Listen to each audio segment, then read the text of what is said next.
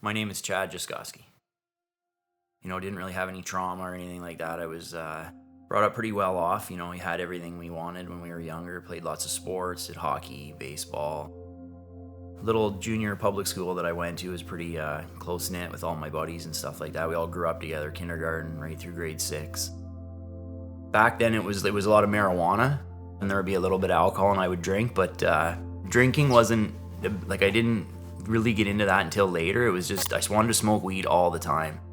Slowly that progressed into mushrooms, some psychedelic stuff, some acid. We would dabble with ecstasy, MDMA, stuff like that. I guess it would have been probably my early 20s. We started getting into the opiates, starting to get into the Oxycontins and stuff like that. And then eventually we'd start sniffing those pills, right? It wasn't just taking them anymore. It was starting to be straight up heavy abuse of the Oxycontins. I needed, the 80 milligram Oxycontins. I'm taking up to 10 a day.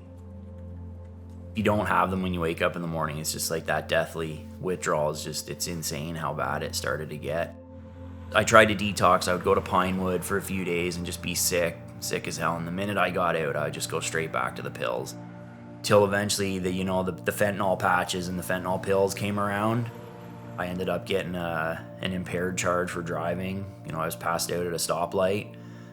Thank God I didn't hit anybody or anything. I did get a DUI for that. Decided I was going to go to treatment at the Renaissance Center in Brooklyn. A couple days before that, I was trying to detox, and I was so sick that made a bright decision to get in my ex-wife's truck, drive to South Oshawa and pick up dope. Went down there, got some fentanyl, ended up smashing her truck up into a stoplight. Again, thank God I didn't hit anybody else, but wrote that truck completely off, got arrested, got another DUI, spent some time in jail. Ended up going to treatment a few days later. They let me out on a bail. I did my 35-day program, never really took into the 12-step program or any of that. Figured if I could get the 35 days in, I could figure out how to use controllably.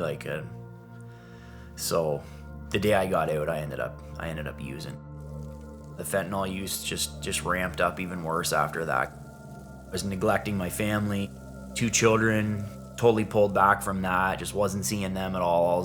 All that mattered at that time was getting money and getting fentanyl. And my aunt and uncle, they thought maybe, I'll go to treatment again, so they let me come and stay at their house for a month before I went back to Renaissance again.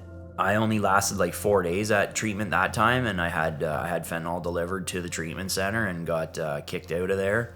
There was very few things left I had for help, family-wise, friends-wise. I'd already burnt every bridge there was. All that was left was fentanyl and homelessness. So then I ended up getting a couple more charges, went back to jail for a short period of time. Was still using pretty heavily, just hanging around dope dealers, trap houses. I had pretty much accepted that my life was over at that point. I just couldn't figure out how to get sober. Was actively trying to overdose on fentanyl just to kind of end my life, because it was just, I was creating so much suffering and grief for everybody in my family. I would get clean for, a couple days or a month. Everybody would have this hope, and then I would go back out using. Kind of a up and down roller coaster for my children, for my ex-wife, for my parents and everybody. And I was just, I'd kind of given up. It was just it was time to, give up on this trying to get sober thing. For some reason, I had renewed my phone card, and I got an email from Renaissance in Toronto. I didn't even care about getting sober. It was more that I just needed to get off the street. So I decided I'll make the change and move to Toronto. I don't think I ever accepted that I had a problem. If I could just remove the drugs for a few weeks, that would be enough. I felt like I wasn't part of that, addict community, right? I wasn't less than, because I came from a good home and, I had a good job. I wasn't the type of addict that needed a 12-step program or therapy. I could do it on my own. That was, I think, the biggest thing, right? Is I would just remove myself from the problem for a few days, get over the withdrawal, and go back to living my life how I wanted to live it. And I just, I don't think that worked, because I didn't dig deep enough to figure out what was the underlying, reason for me wanting to use these drugs all the time. First time I went to Renaissance in Brooklyn, I had heard about Alpha House. I was still stuck on this. I just need a bit of clean time, and I could get back to normal.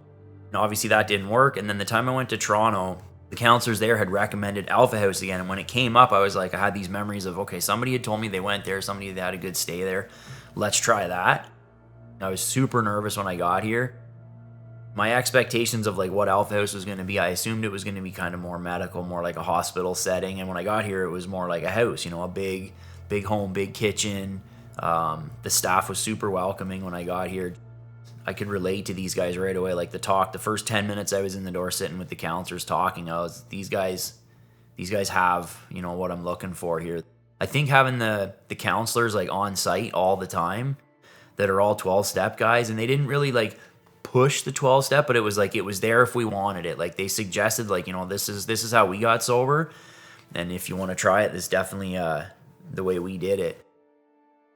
They give us enough freedom, with lots of rules, because a lot of us we need that.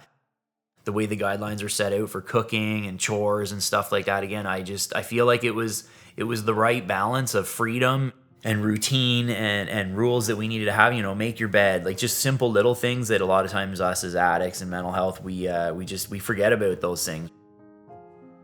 I just kind of accepted the rules that they had here, and it seemed to work out for me. I still get along with the staff great. I come here on a weekly basis still. I'm almost 2 years sober now, and I'm still here twice a week for the alumni meeting.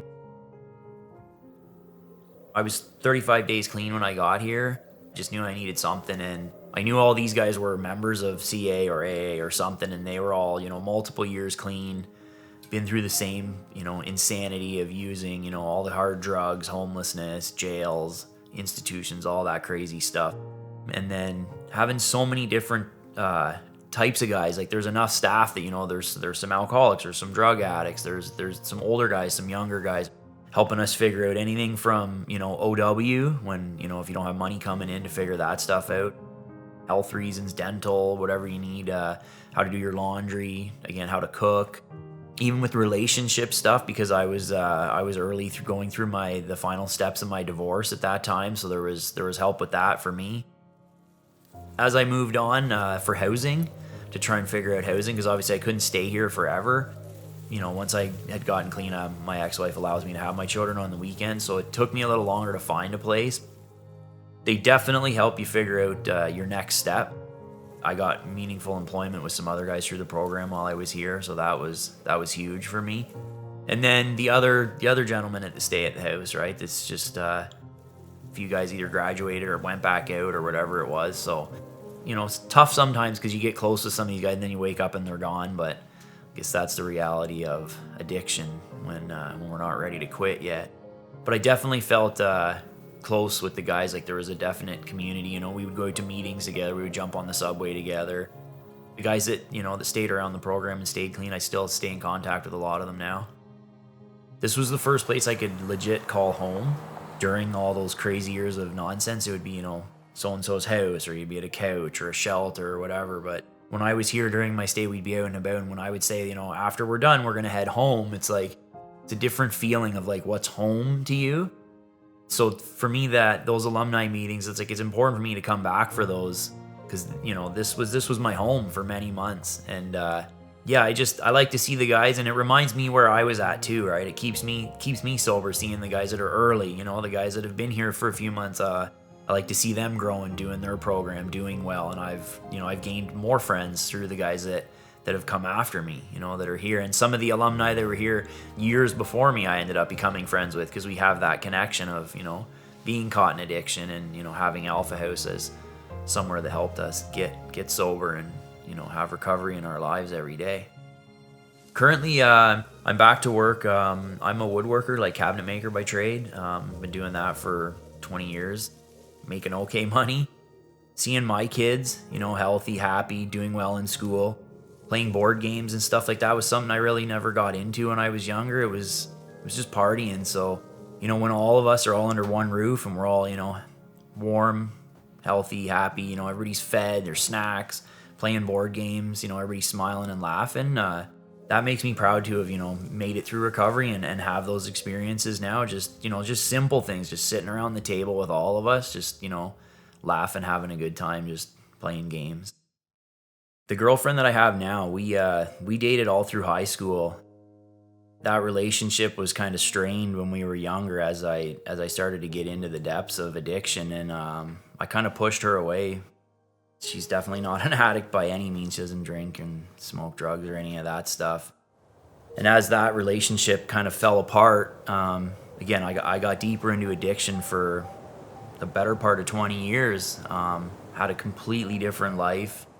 She would definitely check in with me every once in a while, and they were just short, quick. Hey, how are you? Hope you're doing well. And then she had reached out to me when I was here, and I explained to her the situation. I'm sober now. I'm living in Toronto, divorced, have my kids on the weekends and stuff like that. And again, my stay at Alpha House and doing the 12-step program, that kind of taught me how to have a different type of relationship, not rush things. Because at that time, like, what did I technically have to offer somebody in a relationship? I was technically homeless. I don't have a license. I was unemployed.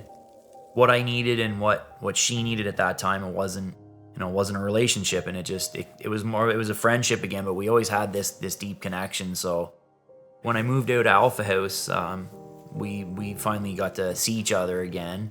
She has 2 children of her own. I have 2 children of my own. So they kind of take priority over what me and her want. But today, having a relationship, because of the way my program went with my sponsor, and being open and honest, and this different type of look of what a relationship should be, and then 25 years later, to have children that are grown and find your way back to each other and have a deep connection to me, that's love. Like, I'm in love with her. So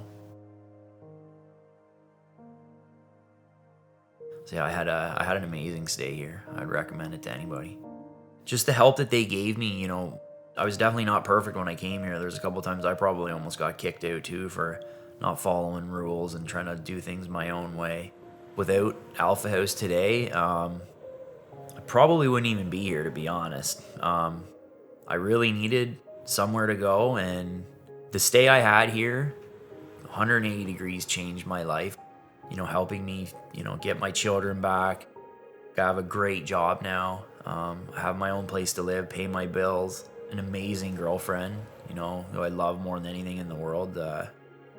Without coming here and doing the things that they had suggested, I definitely don't think I would be here. And I don't mean just like I was at the end, and they gave me that hope and strength and courage, and to make those changes in my life, to move forward and deal with everyday struggles. Because life's not easy, even now that I'm sober. Like, it's not that it's all butterflies and rainbows and stuff like that. Like, life's hard out there, paying bills, and it's cold during the winter, and transportation and all that stuff is just, yeah, definitely without my stay at Alpha House, I don't think I'd be here.